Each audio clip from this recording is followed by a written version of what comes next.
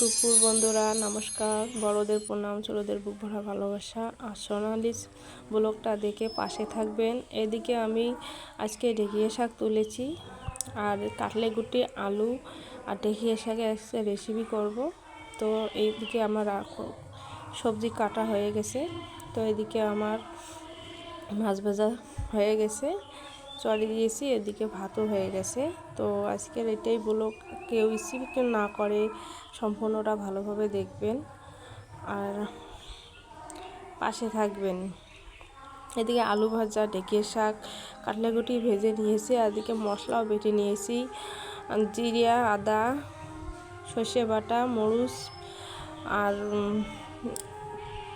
পেঁয়াজ, রসুন সব কিছু বেটে নিয়েছি। এদিকে আমার তসলা হয়ে গেছে, তেল হয়ে গেছে, আমি পেঁয়াজ চড়ে দিলাম।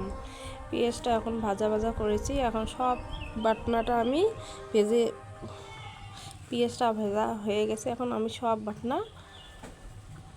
দিয়ে দিলাম।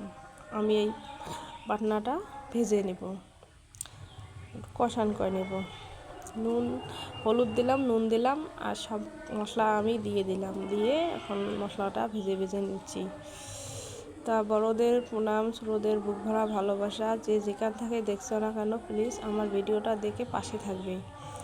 আর এই যে কাটলে গুটি দিলাম, ছোট ছোট ঝুড়ি ঝুড়ি করে কাটছি কাটলে গুটি, ওটা আর আলু, এদিকে ঢেঁকিয়া শাক সব কিছু ভেজে নিয়ে রেখে দিয়েছি। এখন আমি ওই কষানে দিয়ে দিলাম, ওই মশলাতে আমি দিয়ে দিলাম। এই যে মশলাটাকে এখন মিক্সচার করছি, দেখো। তারপরে মিক্স হয়ে গেছে, একটু জল দিলাম, জলটা দিয়ে দিলাম আরও মশলাটা যেন সবার গায়ে গায়ে লাগে, যাতে ভালো হয়। আর সম্পূর্ণ ভিডিওটা ভালো করে দেখবেন, কেউ কেটে কেটে দেখবেন না, সম্পূর্ণ ভালো করে দেখবেন। আর এইভাবে রান্না করে খাবেন, খুব সুন্দর লাগবে।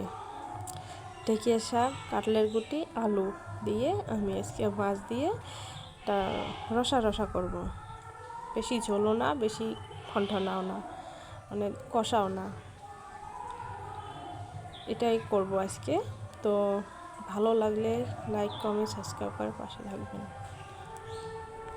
আর বাড়ির পাশে একটু গান হচ্ছে, তো তার একটু আওয়াজ আসবে, মানে কিছু নেবেন না কেউ।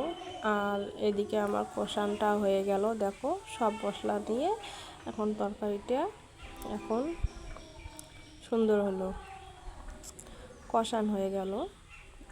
তো এদিকে আমি ঝোলের জল দিয়ে দেব, একটু নামাইলাম, এইভাবে একটু নামাইলাম। এটা নামাইলাম, আর এইটা জল দেবো একটু, মানে রসা রসা করবো, আর ওটা এমনি খাবো। জল দিলাম,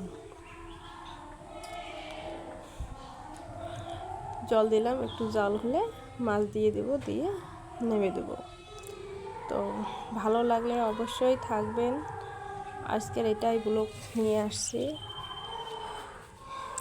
আশা করে ভালো লাগবে। এইভাবে বানিয়ে খাবেন, ভালো লাগবে। আর যদি ভালো লাগে অবশ্যই সাবস্ক্রাইব করে পাশে থাকবেন।